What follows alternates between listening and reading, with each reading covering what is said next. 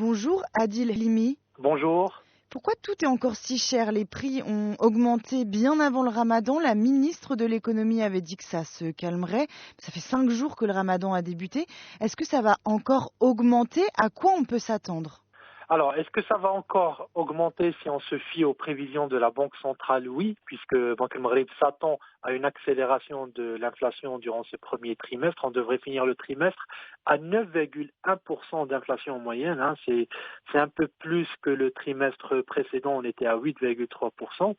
Et les raisons, on les connaît, c'est principalement les produits alimentaires. Alors, plusieurs explications ont été avancées, notamment ce fameux choc de l'offre dont on parle depuis une semaine maintenant.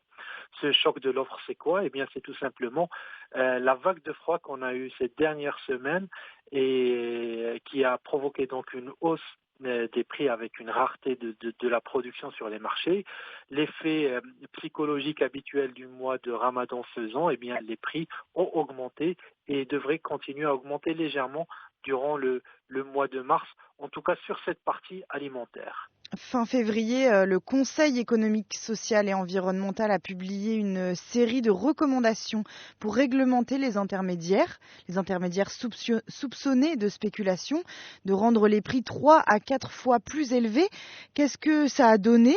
Est-ce qu'il pourrait y avoir encore des intermédiaires qui profiteraient encore de cette situation, ou alors ce n'est pas eux qu'il faut pointer du doigt?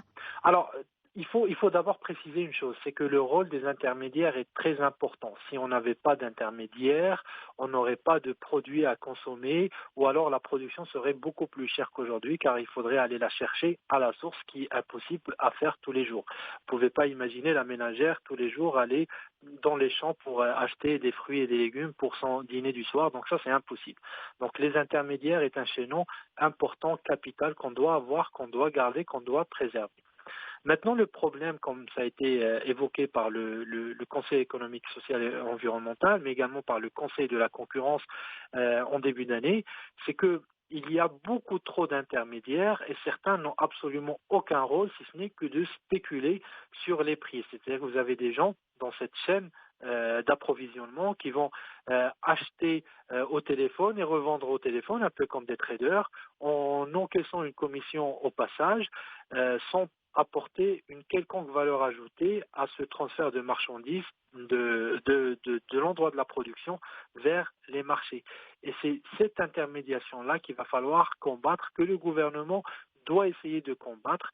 Et c'est ces spéculateurs-là, qui ne sont pas des intermédiaires, qui provoquent et qui augmentent à leur tour les prix à la consommation. Il y a eu une réduction des exportations, notamment celle des tomates, pour faire baisser les prix, mais en l'occurrence, les prix ne baissent pas. Est-ce que alors on exporte toujours trop? Alors effectivement, il y a eu des restrictions sur les exportations de tomates. Là, elles vont reprendre parce que les producteurs sont liés par des contrats d'approvisionnement avec leurs clients à l'international, et donc rompre complètement ces contrats, ce n'est pas professionnel, et à moyen et long terme, ça va nuire à la production marocaine. Est-ce qu'on en exporte trop? Probablement pas, étant donné qu'il y a aussi un problème des intermédiaires et il y a aussi les autres problèmes qu'on évoquait tout à l'heure, notamment la vague de froid, le stress hydrique.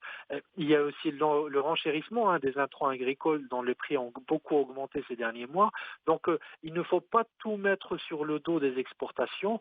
Sans doute que les limiter va automatiquement augmenter l'offre localement et donc forcément jouer un peu sur les prix à la baisse, mais ce n'est pas la solution miracle. Donc il ne faut pas uniquement compter sur l'arrêt des exportations pour rééquilibrer le marché. Il faut jouer sur tous les chaînons, c'est-à-dire contrôler les exportations, contrôler ce que font les intermédiaires et réformer en profondeur notre système de production pour à terme ne plus se retrouver avec ce type de choc d'offres que nous sommes en train de vivre.